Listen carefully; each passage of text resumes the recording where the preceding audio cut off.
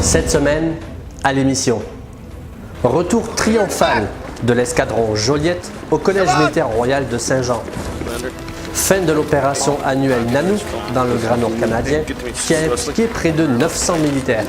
Et le Venezuela déploie 900 000 soldats et miliciens face à la menace américaine. Bienvenue dans la revue.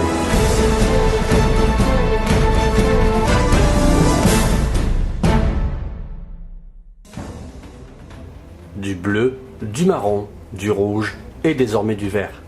Un nouvel escadron vient de faire son apparition lors de cette rentrée 2017 au Collège militaire royal de Saint-Jean. Les équipes étaient donc nombreuses à s'essayer à la course à obstacles de cette année devant parents et amis. 160 nouveaux élèves officiers ont enchaîné les obstacles durant près de 2 heures à travers tout le collège. Au final, c'est justement l'escadron Joliette qui a remporté la victoire, ce que n'a pas manqué de saluer le colonel Carpentier, lui-même ancien membre de cet escadron il y a presque 30 ans. Par la suite, les élèves se sont de nouveau retrouvés sur le terrain de parade, cette fois pour se voir remettre les insignes officiels du collège de la main d'anciens membres du CMR et sous la présidence du contre-amiral Luc Cassivi, qui a donné de nombreux conseils de vie à ces jeunes futurs officiers. Donald Trump a ouvert la porte à l'envoi de soldats américains supplémentaires en Afghanistan, tout en accentuant la pression sur le Pakistan, accusé d'être un repère pour des agents du chaos. Dans un discours d'une vingtaine de minutes, le président américain n'a donné aucun chiffre ou aucune échéance dans le temps, jugeant que c'était contre-productif, mais martelé sa conviction qu'un retrait précipité d'Afghanistan créerait un vide qui profiterait aux terroristes d'Al-Qaïda comme du groupe État islamique. Ça y est, le document est signé. Donald Trump a ordonné au Pentagone de ne plus recruter de personnes transgenres dans un texte transmis au ministre de la Défense vendredi 25 août.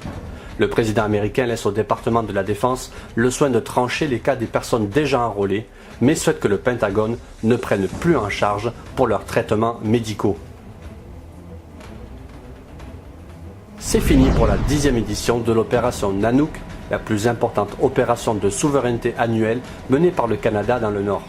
Cette année, plus de 900 militaires des forces armées canadiennes et employés d'autres ministères et organismes gouvernementaux ont participé à l'OP Nanook 2017 dans 2 zones d'opération.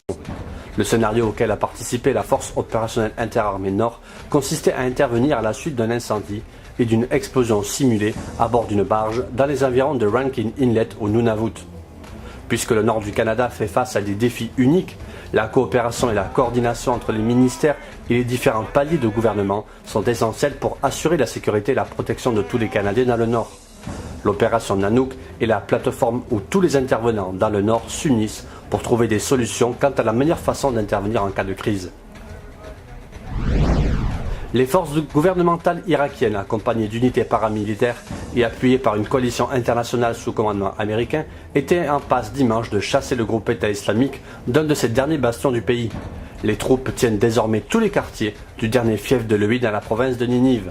Elles ont notamment repris le centre-ville, ainsi que la citadelle ottomane qui le surplombe, perchée sur une colline. La Corée du Nord a tiré samedi 26 3 missiles à courte portée en mer du Japon, au moment où des dizaines de milliers de soldats américains et sud-coréens participent à des manœuvres dans la péninsule.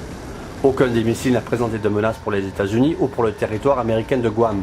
2 des projectiles ont parcouru environ 250 km en direction du nord-est et un 3e a explosé en vol presque instantanément.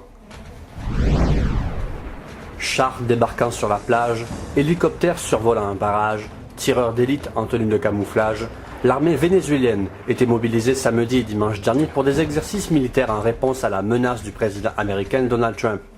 Le chef de l'État vénézuélien, Nicolás Maduro, et son ministre de la Défense, Vladimir Padrino López, ont donné le coup d'envoi de ces manœuvres baptisées « Souveraineté bolivarienne 2017 », auxquelles ont participé au cours du week-end quelques 200 000 soldats et 700 000 miliciens réservistes et civils armés. Cette démonstration de force avait été ordonnée à la mi-août par le chef de l'État socialiste en réponse à la déclaration de Donald Trump évoquant une possible option militaire si nécessaire au Venezuela.